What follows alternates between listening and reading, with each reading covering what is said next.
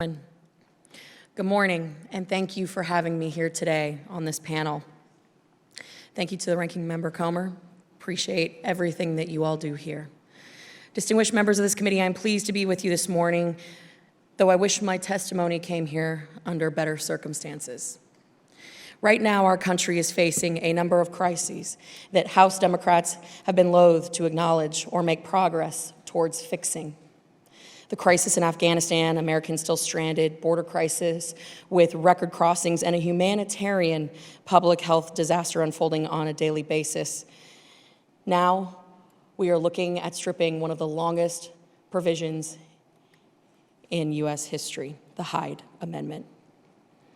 Meanwhile, the majority members of this committee who have direct oversight over the very issues I just mentioned have chosen to spend valuable time glorifying and normalizing abortion instead of doing what this committee should, properly overseeing the very crises that my colleagues and I have been raising alarm bells about for months. However, today I want to speak to you about a very personal aspect of my own story that propels me each and every single day in this body. As I said last week on the House floor, and while defending life dozens of times prior, I was not supposed to be here.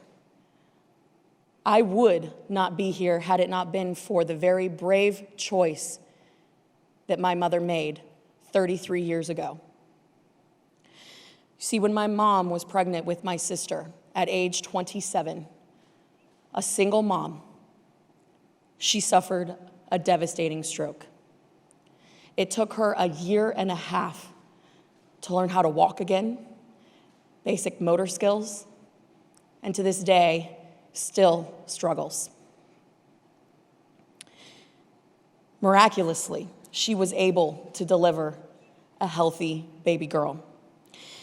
And many years later, when she was pregnant with me, she found, through the advice of her doctors, that no, it was highly unlikely, if not impossible, for not only her to survive, but me as well.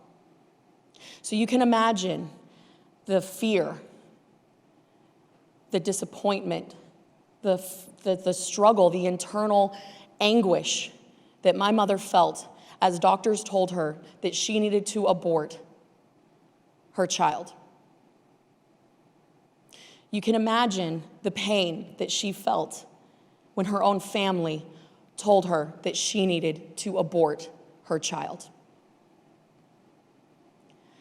But because of her strength, she chose life. That wasn't an easy decision for a single mom, for a working class mom. Someone herself who had lived a life of disappointments, of struggle, addiction, and yet, despite everything, she chose life. She did something that many of my colleagues here could have done. Every woman's story is different. Every woman's story is different, and these decisions do not come easy. But I am grateful every single day that there were resources available for my mom, because in that moment, she chose life, and those resources were available to her. As a single mom, my mom survived. I survived. And I am a living, breathing witness of the power of life and the incredible choice that my own mother made. And I get emotional about it. I think this issue everyone gets emotional about. And knowing that you were never supposed to survive, it gives you a new perspective about life. For that and my mother's choice, I am incredibly grateful.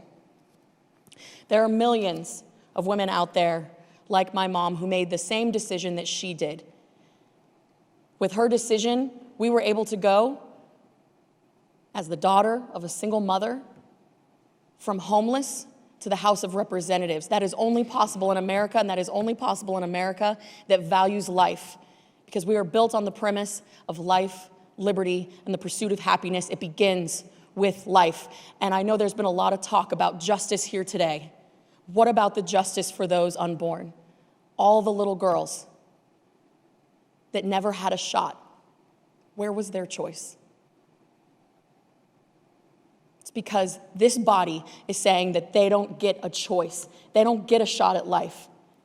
And that is why we here today, as defenders and warriors of the unborn, want to make sure that every little boy and every little girl has a shot to achieve the American dream.